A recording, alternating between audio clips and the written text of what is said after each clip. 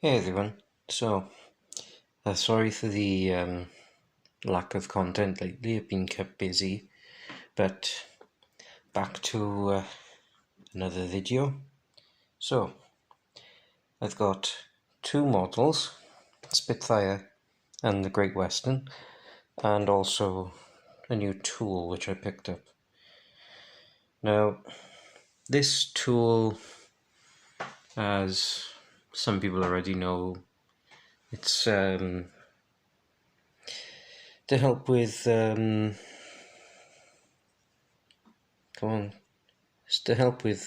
mold lines. So I've heard from other modelling groups that they are quite a nifty little tool to have. Easy to hold, relatively inexpensive. These are. Like, this is a Model Craft one, so this is only a small brand. I know Games Workshop make their Citadel mold line remover, but that one, I've been told, is a lot more pricey. And these are safer than using the edge of a scalpel as well. So I'll start using this now, and hopefully, like other people have said, it's more effective at getting rid of these mold lines. Okay, so let's start with the first one in front. So it normally doesn't look like this, but I cut the backing bit off because save a bit of space. So with this one, Revell's Spitfire Mark IIA. So as you can see, 1 in 72nd scale, 38 parts, and it's relatively small model when complete. But as we all know, Spitfires are pretty much everyone's at least got one form of the Spitfire in their collection, most likely. And it's such an iconic World War II plane for the Allies as well. So a bit of box art showing what the Spitfire will look like once it's built. And some of the artwork as to some finer details and pictures of what the sprues will look like. Basic information as well, so it shows if you want to detail it better, then these are the Revell numbers you need to, well, basically make it look like on the box art. Now, I will admit, not all those numbers I have. I definitely don't have number 15 because I was going to pick it up over the weekend. So it looks like before I build this, I'll have to get my hands on some extra paints. So as it shows, warnings on that. Another box art. Come on, focus.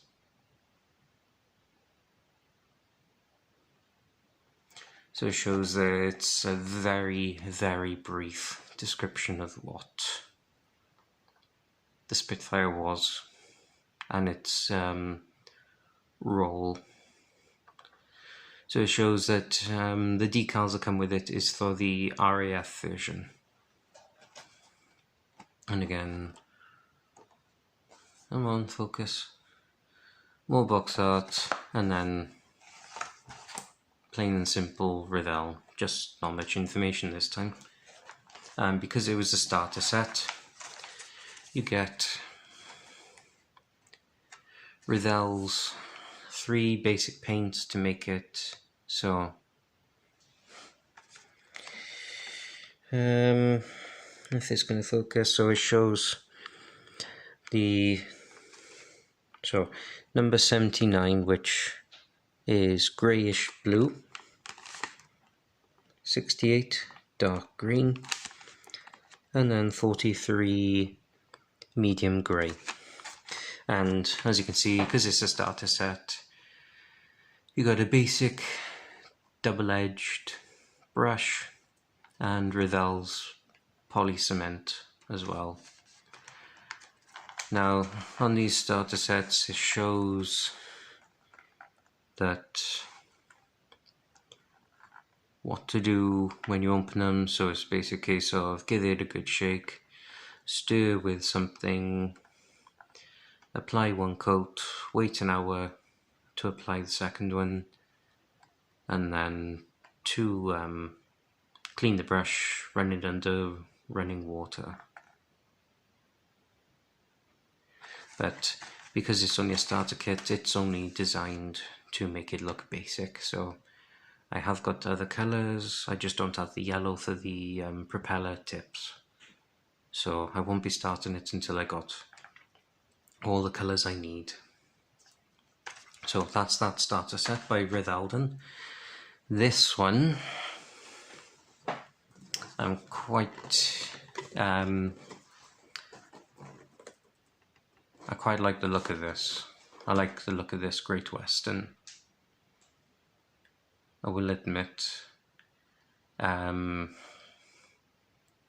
can see some rigging that needs to be doing, and I am dreading it. I've never done rigging before, so that will be a bit of a task. So, bit of quick info thing with this. This is from the 1970s. So it's quite an old model. So you're going to expect 70s sprue issues and that, so it might be more flashing and whatnot. So as it shows, if you want to pause the video to truly read this, I would, because it's actually quite nice information regarding what the Western is. So it shows quick brief. So it's a paddle steamer. It was made by Isambard Kingdom Brunel. As this says, he was an outstanding engineer because Brunel actually made other things such as railways. He was involved with railways and whatnot. And as it shows, it was from 1837, so this, being a paddle steamer, is quite old. The real thing, not the model. But yeah, it shows some really good information about it. It's worth a read, just for a brief history of it. Due to the age, obviously, so as it shows, Great Western, and it's a 1 in 170 scale. I know that's been written on, but that's because the scaling was actually gone off it. Due to the age of it, there is no flying hours.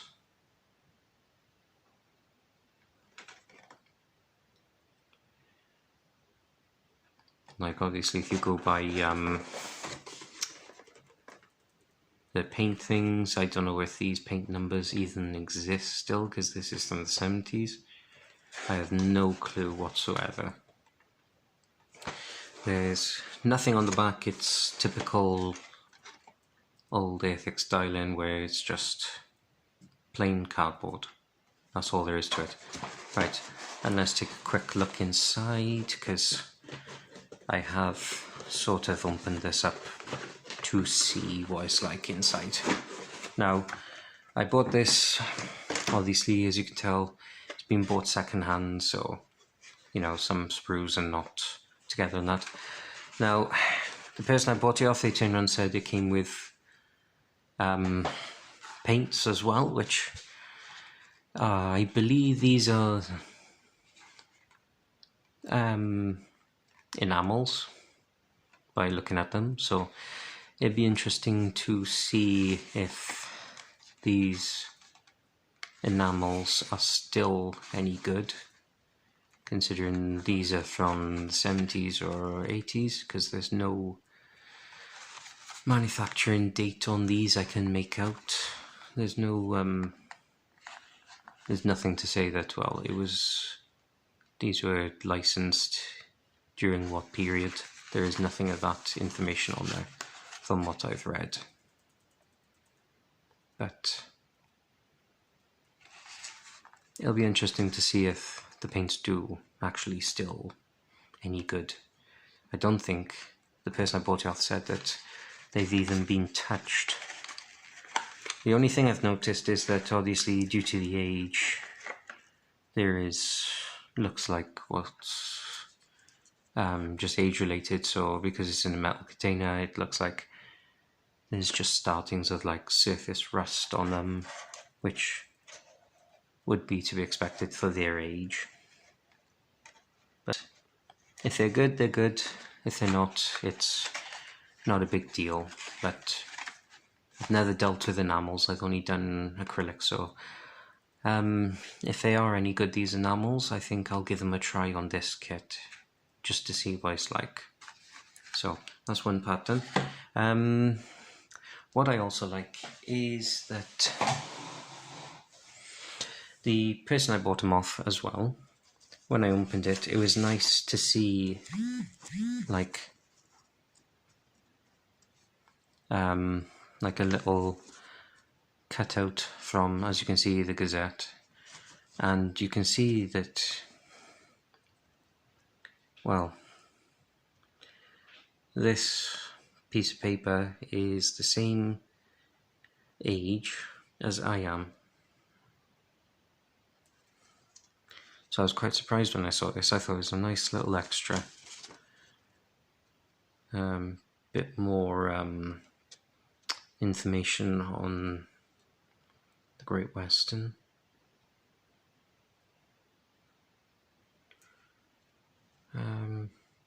But yeah, it was a nice little addition to have with this. The person had cut this out and kept it in there.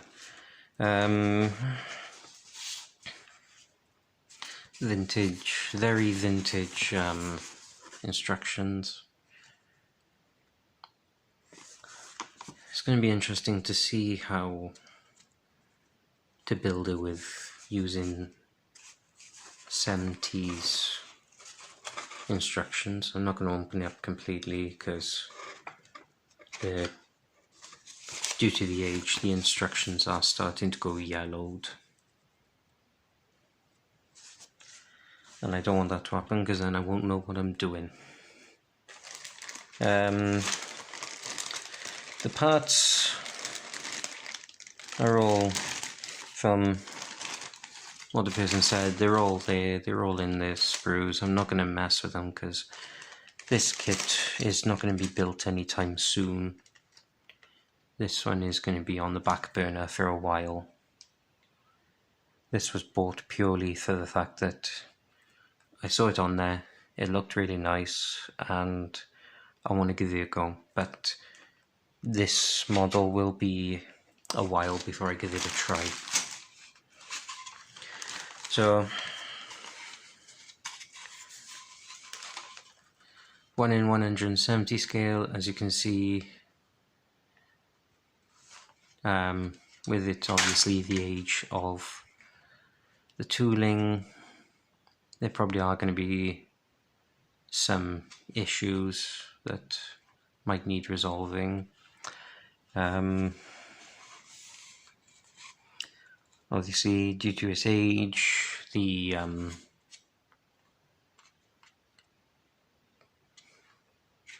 detailing is obviously nothing compared to what Airfix does now, so I can't moan because it's an old model, but there are ways probably of detailing it up, or once it's been painted, it's probably going to look a lot nicer than the basic plastic.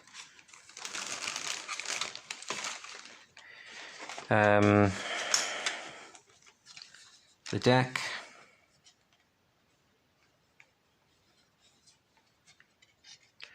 there are, like, as you can see, there are come on camera,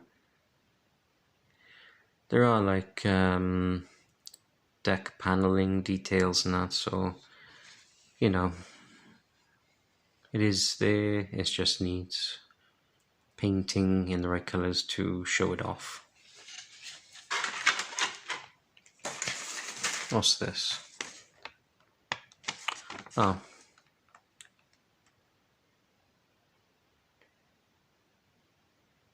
Oh, okay, it's a complaint form.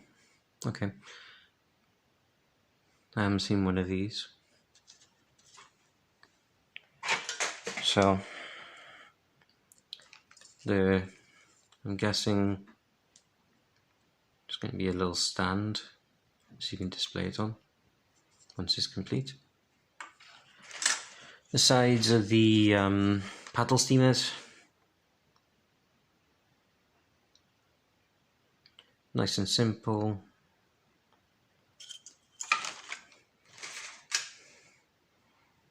Don't know what that part is. I don't know if there's a sprue or anything. I can't say, but as you can see, basic rigging. I dread that part.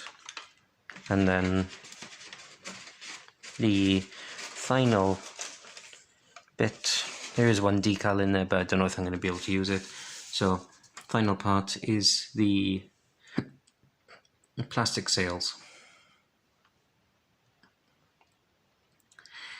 This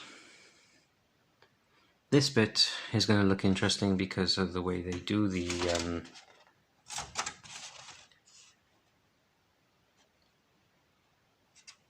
obviously to give it the sail look, but when I come around to this model, it's going to be interesting. I'll have to have this, I'll have to give this a good read and see how you do these and that, because I really don't want to mess this model up. It looks really nice. Right. Place this all back in. But be interesting to see if those paints are still usable. Complaints form, instructions, and the Gazette. Right. So, all in all, it looks a really good model to make when I get around to it. And then I look forward to the Spitfire, but I've got other models I need to build and finish. But also I'm not going to do this until I get all the paint colours, because I don't want it to look just the basic. And then obviously this tool then, because like I said, I've been hearing its praises from modelling groups. So, was going to be a quick video, but I can see time is going on. So, thank you for watching, and see you all again. Bye.